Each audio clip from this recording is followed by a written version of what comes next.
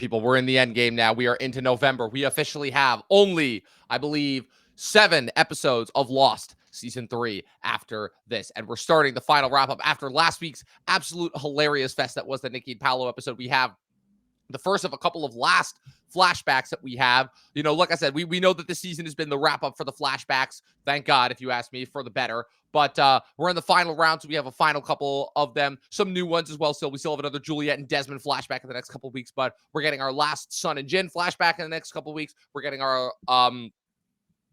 first Ben flashback. We already had our last Sun flashback, our last Saeed flashback, our last Locke flashback, hopefully our last Jack flashback, our last Sawyer flashback, our last Hurley flashback, and now this is our last Kate flashback, season 3, episode 15, Left Behind, which features an island plot that I think you liked a little bit more than me, and a flashback that I thought was pretty cool in the sense of, because not only was it a nice close on Kate's book and everything that she's been through over the last couple of years, but also it brought her into intersection with another character who we were not expected that may or may not provide hints for the future. Hint, hint, wink, wink. Yeah, it was a lot.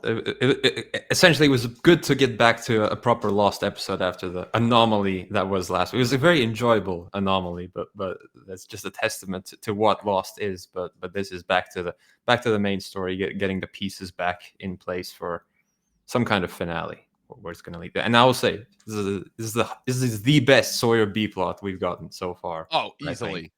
This is I guess I should correct myself. The A plot on the island I thought was okay. The B plot on the island was fantastic, where Hurley essentially cons Sawyer into being nice. It's essentially this entire subplot that we have with them, where Hurley comes up to Sawyer and is like, dude, don't talk to me, but they're looking at voting you to leave the island group.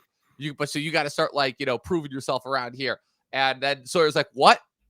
So basically, after trying to fish, he sees Sun and Jin, continue to flash him dirty looks after last week. And he's like, all right, to Hurley, what do I got to do? And Hurley essentially has him, make a blanket for Aaron. And he basically he teams him up with Desmond to catch a wild boar for food.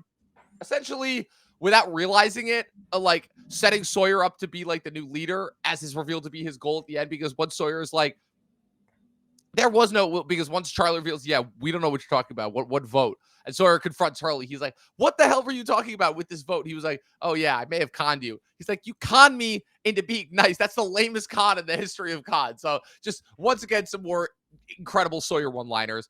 And yeah, we finally get to see Sawyer finally coming into his own and finally acting like the leader we all knew that he was capable of, Just it's a typical Lost fashion. He had to be conned in order to do it.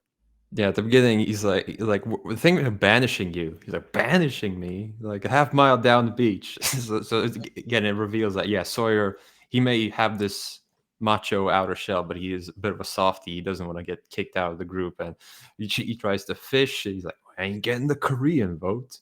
And then he tries to gut the fish, and he's like, okay, what am I going to do? And it's just a quick montage of, like, he goes on a hunt with Desmond. It's just sensational stuff. Yeah, it's really, really good stuff on Sawyer's front. The Kate stuff on the island, I'm not as big of a fan of, because this actually kind of descends into a big problem that not only I feel like a lot of Lost fans had going forward with this sect on the show, but also with, honestly, that Evangeline Lilly had, because it became so much of a point of contention that she even joked about it in behind the scenes. If she's like, oh man, like, what is Kate finally gonna like get over it and like just decide who she likes at this point? Because I think we've discussed this whole phenomenon with Kate, right? How Kate ended up being a J.J. Abrams character trapped inside of a Damon Lindelof show. Do we have that discussion yet? More or less, but maybe now with the flashback, it's more worth exploring. Yeah, that. well, it's obviously worth noting that when Kate's introduced, she's a figure on the run. She's very much a person of action. She's constantly kind of running from place to place. She has many chances to settle down. She doesn't. And she was much more in line with the type of female action figure that J.J. Abrams was very, very good with portraying, on his previous shows like Felicity and Alias, the type of tough, no-nonsense, gruff female who also, is that way because she's just been backstabbed and betrayed by all of those closest to her. And then once J.J. Abrams leaves and it transitions into more of a Damon Lindelof show, that's when things start to get a little kind of antsy with Kate, because it essentially devolves into, which guy is Kate going to be crushing on this week? Is it Jack or is it Sawyer? And that, unfortunately, is the reason why I feel like Kate's character is done a disservice ultimately throughout the course of the show, because she's introduced to us in a really interesting and fascinating way, especially since with the way that we're set up, with her central mystery being that she was the fugitive that the marshal was escorting on the plane. And then after a while, the whole Marshall subplot just kind of became really, really tedious, because it essentially, unlike all the other characters' arcs where you learn something new every time, Kate's kind of just became repetitive. Because once you learned that she had killed her stepfather, who she thought was her stepfather, but was her actual father, and then turned in by her mother, it felt like kind of all the oomph in her story kind of, it just deflated. And now you have this entire episode where she wakes up in the show, where after their attempt to rescue Jack from the others went the way that it went 2 episodes ago, she essentially is gassed and spends an entire episode, wakes up in the jungle, spends an entire episode handcuffed to Juliet. And instead of like kind of, and essentially the whole point of contention between them is whether or not essentially Juliet likes Jack. And that's essentially the driving force of this episode now, where she hates Juliet because Jack likes her. She saw Jack buddying up with the others. And then Juliet, the whole crux that's revealed is that Juliet is that Jack, the reason why Jack wanted to leave and why Jack wanted Kate to get away and not come back for him is because Jack saw Kate, in a net with Sawyer, if we're going to continue to use that lost terminology there. And what it boils down to was this is yet another one of the other stupid mind games where they made where Juliet, they're handcuffed to each other in the jungle. They're having to run away from the smoke monster. Juliet, it turns out, had the key the whole time, because she's like, oh, we thought it would be easier for you if you thought that like you were, I don't even remember what the reasoning she gives, because it was that dumb. But it's kind of, to me, another waste of, it ultimately kind of is another example of one of the weaker points of Lost at this point in the show, before the last 3 seasons when things really start to pick up, like pace-wise. It ultimately is the summation of why the show did Kate as a character dirty. And at the end of the day, it's just annoying at the end of the day, because this is part of the reason why I didn't like watching network TV, was because so many subplots would devolve into this, And I'm not going to get into the whole, back in the day, women characters were entirely defined by their relationship with men, because that unfortunately does become a big point of contention in Lost. Because if you look at every female character in Lost, it kind of is tricky when literally every single one of them is defined after a certain point by their relationship to a male figure. And as if to make my point even further, that's even the case with Kate when we're introduced, because her whole thing is that she's handcuffed to this marshal that's been chasing her for God only knows when. And it seems a little bit too obsessed with her, So I don't know. What are your thoughts on that? Yeah, maybe this is my Gilmore Girls fandom coming into play here, but I didn't mind the which one likes Jack more kind of mini subplot there, and it is a moment of like, okay, these are 2 characters, they haven't really like been stuck together, like forcing to work together. That's one of my favorite tropes, I guess. Just 2 people who don't like each other very much, and they have to find a way to survive, to cooperate, and then they have a tussle, the who likes Jack more fight, and then it's interrupted by the smoke monster, of course, which I'll always welcome an interruption by the smoke monster. And yes. we do see it a bit. We see the it being blocked by the fence. Yes. So we did get one more good piece of island lore in this episode. We know what the electric fence's purpose is for. Yeah, so I'm not entirely like sure what Juliet's play was, because she was also like very what the other, like you said, it's the others' mind games. Like we don't know what's going on, they don't know what's going on. It's lost essentially. Well, the only thing that we know as far as what the others are doing, we know that they're picking up and moving because our survivors have found them and found their barracks ultimately, and we see them putting on gas masks and gassing Kate only. Juliet is left behind, but as if to make my point further about why I'm not the biggest fan of this episode, the whole crux of it that it ends with, after they finally get back to the barracks and reunite with Jack and Saeed, Locke at the beginning says that he's going with the others. And more on that in a couple of episodes. Because this is the last time we see Locke for a couple of episodes. And the whole thing is, Juliet's coming back with us because she was left behind too. And her whole thing is, I don't want to get left behind again. And it's like, she had the key the whole time. She hasn't exactly proven herself to be this trustworthy. She told Jack to kill Ben and now is going back on it. Like, if there's one thing that Juliet has proven as a character at this point, it's that we don't know who her allegiance is to. And she's constantly going back and forth and back and forth. So I can't say that I'm the biggest fan of Jack's decision to want to bring her back. Like, because Mm. why? Like, okay, because he knows why she was essentially being trapped in the island by Ben. But her actions up until this point, at least as far as what Kate and Saeed have seen, do not exactly show that she is to be the most trusted. And especially as we're going to learn in the next episode, her coming back with them is not necessarily her own idea. That's all I'm going to put out there now. So, like I said, it's a lot of things that are happening in this episode that are reminiscent of a lot of TV tropes that I don't like. And also, it's like when they are running from the smoke monster and they fall and they're trapped in the mud, I'm like, I remember Community literally parodying something like this, where they were having like it was like a Pierce flashback, and it's like Annie and Britta like fighting with each other and like play fighting, like almost like the setup for a porno, and then they like end up falling in a thing of mud and wrestling, and I'm just like, really, like we're doing this like but played seriously.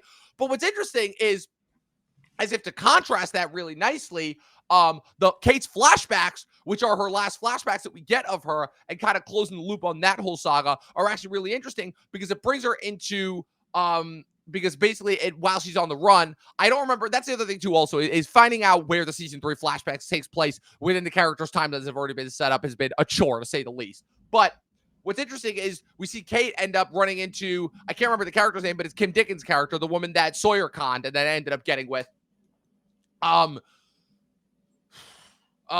that ends up being, and then basically through their conversations, once Kate immediately figures out, once they kind of like they meet where Kate has her car breakdown in Iowa, and then at the repair shop she sees Kim Dickens' character selling fake necklaces, and essentially they both kind of quickly figure out that they're both like on the run. They're both on the run from the law. They both have things that they do not want to be found, and it essentially results in Kim Dickens helping Kate basically try and re-get contact with her mother, because her whole thing is, in order to get closer, she needs to know why her mom turned her in to the police after she killed her dad, even though her dad was an abusive piece of shit. So that's a nice little bit of off-island connections also between our characters. Yeah, that feels like a logical step. It doesn't feel too out of reach for which two characters may run into each other. It feels like nicely slotted, and yeah, like I said before the show, this feels like a closing chapter on Kate's flashback story, at least, which of course it was her last flashback. That last scene with her mother as well was, I think, a good bookend to her arc in the past. And just to touch on the, what's her name, Juliet stuff, I think they always planned for her to join the survivors, and then maybe the whole execution along the way wasn't as smooth as they like. Because yeah, you said there was the surgery bit where she wanted Jack to kill him, and then it's a bit of and then she killed the guy from Breaking Bad on the beach. So yeah, it's been a bit messy, but I think they just, okay, we wanted to get here, and now we're gonna it's just based on like what we know about the character and what we know about the show. It's just like it's cons within cons within cons. It's plans within plans within plans. It's once again like Juliet even comments on it. It's like, yeah, Ben likes playing mind games. So it's just it's layering upon layering upon layering of all of that. And I'm just like, oh, like to reference Community again, it's the double, triple, quadruple cross episode from the end of Community where Jeff and Annie keep pulling out guns and shooting each other or double crossing each other. It's like the art of the con or something along those lines. So it's ultimately kind of silly. It's needlessly complicated, and I don't necessarily know if it adds anything other than just kind of furthering the plot and giving us like a Kate running through the jungle episode for whatever reason. But we did get some good smoke monster action, and hey, we learned what the electric pillars are for. So like I said, as far as finally like filling out and explaining some of the lore that we've learned so far on the island, season 3 is aces. But some of these filler episodes, man, I forgot, because it really sucked, because we were on such a solid run from Trisha Tanaka all the way up to Man from Tallahassee, and the silliness of expose was just so awesome, like, because it was just nothing else. And then I get back to this, I'm like, oh great, another typical lost filler episode. I thought we'd moved past that. I thought we were like actually finally progressing with the plot. But that's the price we pay for network TV. 24 episodes, they're not all going to be super excellent. Exactly. But look, next week we'll figure out whose side Juliet is really on, and then the episode after that is where things really start to get cooking, because we're almost at the end of the season, and we still need a payoff as to what happened when the hatch exploded at the end of season 2, and that energy signature was detected by those two scientists. So we are finally going to be getting the payoff to that. So that's our talking lost recap for the week. But Luke, we were gifted this past weekend because the great Vince Gilligan, the creator of Breaking Bad and Better Call Saul and writer on the X-Files, has given us his next show, which we were promised after the conclusion of Better Call Saul 3 years ago when they wrapped. He said that he was working with Rhea Seehorn, the actress who portrays Kim Wexler, on a new show for Apple TV Plus, and that was all that we knew. We knew nothing about it. Then about last year, I would say, we got like one of those like code names that they sometimes use for shows, working titles. Wycaro 999, I think was the name of it. I think we knew like a while ago this would be something sci-fi. Something sci-fi, that's yeah. That's it. Right. Tapping into Vince Gilligan's origins, working on the X-Files, and we finally have it now. Our first 2 episodes of Pluribus, the new Vince Gilligan Apple TV Plus show, premiered its first 2 episodes this past weekend on Friday. And Luke, oh man, it's so perfect that we're not doing this as a whole separate episode, that this is transitioning from our episode of Talkin' Lost, because man, I can't think of another show that we have right now, probably since Severance, that is as much of a mystery box as this show is, while also just being kind of the show of our time period. I can't think of a better show that has basically summed up all of our current day woes, divisions, worries about kind of AI, worries about, losing our individuality, post-COVID fears. I not to mention that, like, the greatest reinterpretation of Invasion of the Body Snatchers that I've ever seen. This show, in just 2 episodes, like, I can't remember the last time that I was this locked into a show after just the first episode. So, like, real quick, walk me through it. You turn on this episode. Well, first things first, when you heard the term, because I think they dropped the title over the summer, I want to say, when they announced the release date, Pluribus. And you saw that, and you're like, again, you still know nothing about the show going in. So, like, what were your thoughts? What were some of your theories when you saw the title? Yeah, when you hear just a bizarre word like that, you think, okay, I'm gonna have to watch and keep watching until I find out what this means. And I guess we still haven't found out what it means. Right. It's like, maybe it doesn't matter. Well, I mean, what it means. it's clearly based on the signature Latin phrase "E pluribus unum," one nation united, essentially. Okay. I didn't look into that. Yeah, so that's clearly what it's based on. That makes sense. But yeah, when they said it was going to be what Rhea Seehorn has to save the world from happiness, I'm like, okay, what does that mean? And now we see the episode. Okay, this is going to be quite a mystery show, but it doesn't really. It's not about the mystery at the same time, which is an achievement in itself. That it's really about the character and then the situation. What we're going to do with this? Like, again, it's like it's such a monumental pilot of like, okay, this is like, you're screwed. How are you going to fix this throughout, how are you going to get out of the show? Exactly.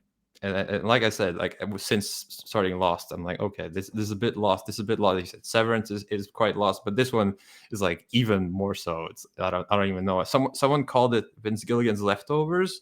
I guess it's kind of, that's like, a good comparison. It's kind of that setup. It was like this monumental world-altering event, and how are we gonna move past that? But yeah, I will say I don't think anyone's ever introduced a more real and relatable character, because like she's so adamant about not wanting to be part of it's perfect. Part of the hive mind, or whatever we're calling it. She's perfectly cast. She understands the assignment so well. All of her reactions to everything that happens in these first 2 episodes are so unbelievably genuine. Not to mention the fact that I love too the contrast of how, when they reveal that the other kind of the other 5 individuals who have not succumbed to whatever this virus alien thing is, that it what's it called, that none of them are American. I think that's very, very key and very telling, because what's so interesting about contrasting her with those other survivors is what I'm going to call them for now, because they had a name for that. Vince Gilligan had a name on like the official Pluribus podcast. I think it's stupid. I'm not a fan of it. And so I'm going to call them the survivors. And I think what's so interesting is contrasting Rhea Seehorn, who is a very, very stubbornly individualistic character, I will say. Obviously she has her wife who tragically passes when the virus takes over in the first episode, but is very, very staunchly against the idea of this takeover, despite all indicators seeming that, this is the best for humanity. And again, I'll get into that when I talk about how this is like the perfect show for our time right now, in the sense of where None of the other survivors are American. All the other survivors still have living family members who have been taken over by this mind virus. And by all intents and purposes, their lives are kind of better as a result of it, because they essentially have like these perfect versions of their family members who just now seemingly have the intelligence and thought processes of every other human being on the planet. So I think that contrast there, in order to show it off, is so brilliant, demonstrating really how America is so stubbornly against kind of, fuck, what's the word I'm looking for?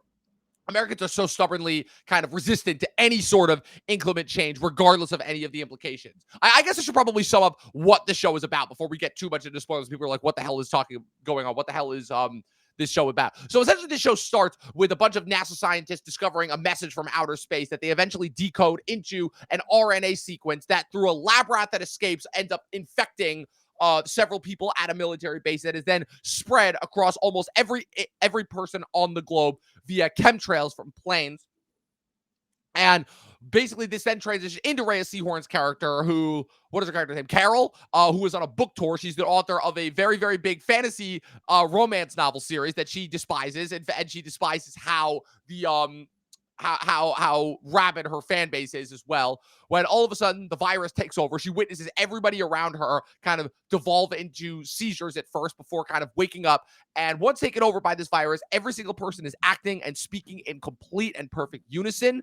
And essentially it ends all human conflict overnight. As is explained to her, they're like, there's no wars. All the animals have been freed. There is no conflict. Everybody is working in unison to kind of, build things up and work together. And everybody is kind of, like I said, become this just one part of this one massive hive mind collective, essentially. And where she gets, and I think the way in which they show it is one of the most brilliant ways, because you're clearly pulling from like different zombie movies, different like alien invasion takeover movies. But again, the actual takeover itself is very akin to like a zombie attack. Whenever you see like a zombie apocalypse break out, and you're seeing like the initial stages of like society collapsing in real time around you.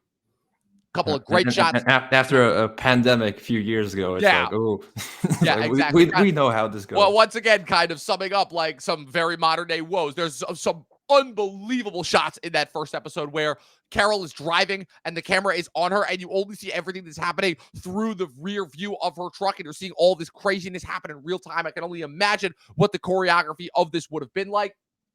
Yeah, and the production really shows. It's like, oh, you take Vince Gilligan as a writer, showrunner, you throw Apple's budget at him, like, yeah, you're gonna get a pretty good looking show. Yeah, not to mention, like, because this is Apple, like, the money shows. I think they spend somewhere between, like, $15 to $50 million an episode. And, I mean, especially with that Air Force One sequence where I'm like, oh, they, like, I was listening to a podcast about it yesterday. I'm like, oh, they actually built that whole thing. That's not just, like they just had a sheet of metal for the steps of them walking off. Like, that whole front half of the hangar, they built that whole thing. And I'm like, okay, so money well spent. And I'm just, of course, my filmmaking brain is going absolutely nuts, because on top of all the incredible, Vince Gilligan shots, you know it from watching Breaking Bad and Better Call Saul, those insane like close-ups that they place like sometimes inside of objects in order to like really give you like this kaleidoscope-esque approach. As far as being really close and up front and comfortable. But like once everybody starts getting taken over by the virus, and once everybody starts moving in unison, oh my God, some of the shots that they pull off here, like the planes all flying in unison and landing perfectly, that's got to be a trick. The actress who plays the one figure who ends up coming up to Carol in the second episode in order to try and negotiate with her, the Carolina Weidra character, I believe her name is, I'm looking it up. She played House's wife in House. That's where I know her. Oh, really? That's funny. Yeah. What's it called? As Zosha. That's her name. When Zosha is piloting the plane, that actress Carolina Weidra actually like learned how to like not fly the plane, but like take it off essentially. So like all of these different things that are like such a good use of practical effects, while also setting us up for a story that really is so prescient and so relevant, because in terms of, summing up modern day woes, this idea of kind of everybody, losing their individual, like, so basically this idea of free will versus kind of, surrendering to this takeover, is it like, the whole come join us, you won't have to worry about anything ever, you're gonna have no problems going on, you just have to give up the one thing that makes you human, individuality. But given everything that's happening in the world today, I'm not condoning obviously whatever this is to take it over, because we still don't quite have a word for it. It's one of those things where, given everything that's happening in the world today, you can kind of see how compelling their argument is, because they're making kind of a compelling argument where once she meets up with the other survivors and you have the one survivor who's essentially made himself like he's essentially made himself into like the ultimate like rich playboy, where he's like, let me break something down. There's no wars, there's no conflict, there's no fighting. They even release all the animals from the zoo. These beings, this hive mind is incapable of killing or harm. It's like, is this really the end of the world, as people have said? Until Carol brings up some very valid points. Like, okay, when they took over, there were a bunch of people that died who, for whatever reason, their bodies couldn't accept the virus. All your loved ones, I don't care if they're alive sitting right next to you, they're gone. They've been taken over by this thing. And so what? You've given up caring about free will? Because what's also interesting is the fact that while they are very, hospitable, and they are very willing, they're like, your life is your own, you can do what you want. But the thing that they say at the end of the first episode is, well, we are still going to figure out how to assimilate you, essentially.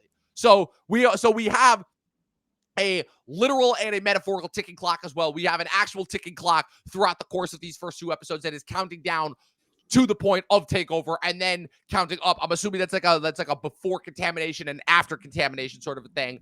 And you also have a metaphorical ticking clock as far as how long is it going to take for these things to figure out how to assimilate the survivors, as I'm going to call them. Yeah, and then there's another ticking clock. Can Carol figure out how to either undo or somehow fix this whole situation? So lot of story fuel there. So, and they say it's a 3-4 season plan. So there's very few writers in the world I trust more than Vince Gilligan. Yeah, based on his track record. So I'm just ready.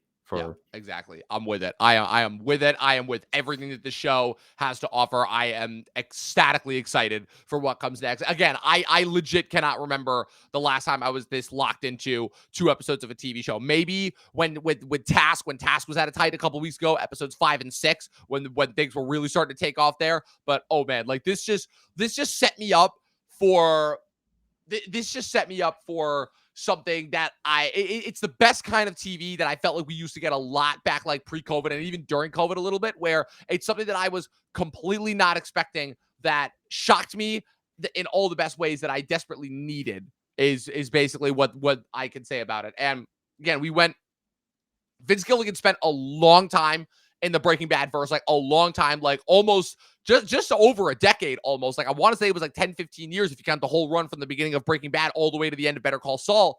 And it's still in Albuquerque. And it's still set in Albuquerque, yes. But and you can also tell he's got a little bit of scarring from the Walter White house becoming as big as it is, because they literally, all those houses that are on that cul-de-sac where Carol and her significant other were living are hand-built, which is insane to me.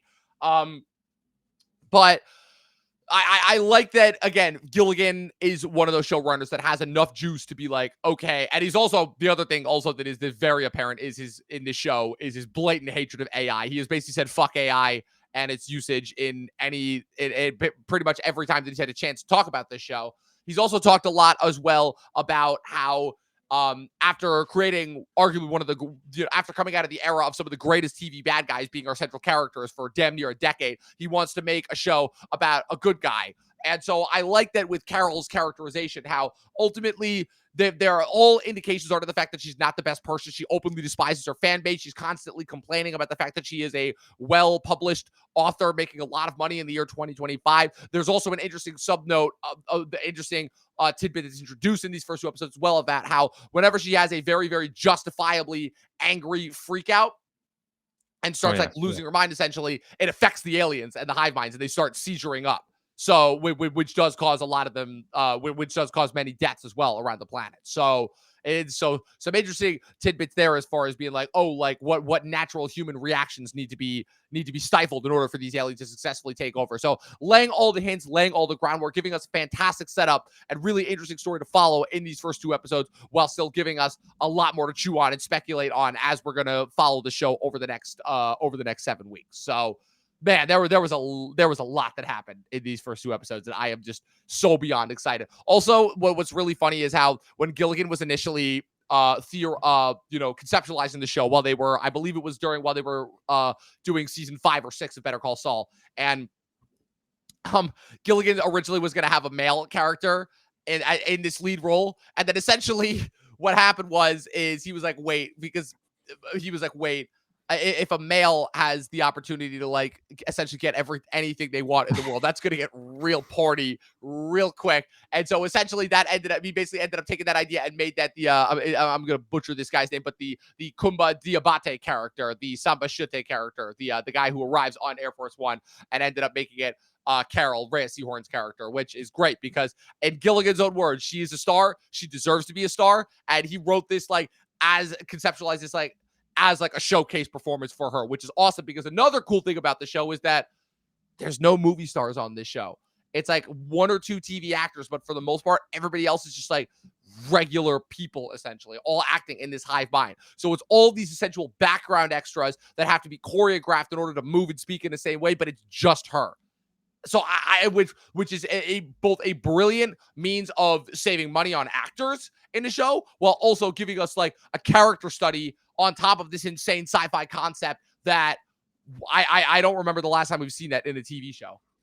Yeah, you know my taste by now. It's like high sci-fi concept. Yeah, I'm there. And if it's Vince Gilligan, even better. It's like these 2 perfect Luke coded combinations. So, but I'm excited to see where, because we're only in the setup right now. Like, Yes. I'm sure his true idea of the show is still yet to flower. So I just gonna tune in every week, along with Welcome to Derry, which is it's okay so far. It's just it's that one. I'm gonna leave to you. I'm gonna stick with my chair company and I Love LA. It's no Pluribus, that's for sure. Yeah. So it'll be interesting to see where this goes. We'll check in, obviously, periodically while we're doing our Talkin' Lost recaps in order to see where this goes and what ends up happening, like if there's any major groundbreaking shifts. So, with that being said, that is it for Talkin' Lost and Pluribus recap for today. Imagine if we just end up making this like a dual Talkin' Lost Pluribus double podcast for the run of the show. I think it's only until the end of the year for the season 1. So we'll actually hit the both finales on the same day. It kind of does work. Yeah, like I said, we've got a couple of other things too. Also, did you get a chance to watch Predator this weekend? Also, I did, and I watched Frankenstein. So, man, by some miracle, my top 10 has 2 new additions, which is I did not expect that. I agree with you on Frankenstein. Predator, I was like, I like this until it became a Disney movie, and then when it became a Disney movie, I'm like, nah, I'm out. Because when it was just like the Predator characters at the beginning on their planet, that was awesome. And then as soon as he flies to the other planet and meets the Elle Fanning android, I'm like, and she starts talking, I'm like, no. I don't know. It worked for me as like a video game type movie because it's very much like go here, fight this boss, go through the levels. I don't know. I really enjoyed it from it was evoking a lot of the Star Wars sequel trilogy, which I was not a fan of, to say the least. But man, I really enjoyed it, and I can't apologize for that. Yeah, that's fine. Like I said, it had some great action. I can't deny that. But it was just as a movie that I was really, really excited for them doing something different with. I'm like, all right, whatever. But we got Pluribus, and that's what matters. So with that being said, Luke, thank you for joining me for another episode of Talkin' Lost and Pluribus. Where can the good people follow you on the interwebs? They can follow me at Luke Reviews on YouTube, where I will surely be talking about Predator in a few months because it's just cool and I enjoyed it. Of course, you can follow me with everything going on at Movie Nerd Reviews across all platforms, at Official Talkin' TV Podcast across all platforms. Be sure to check out our merch store at the link in the bio that I have just placed there. And as always, people, 12 seasons in a short film and watch more fucking movies. We will see you guys next week.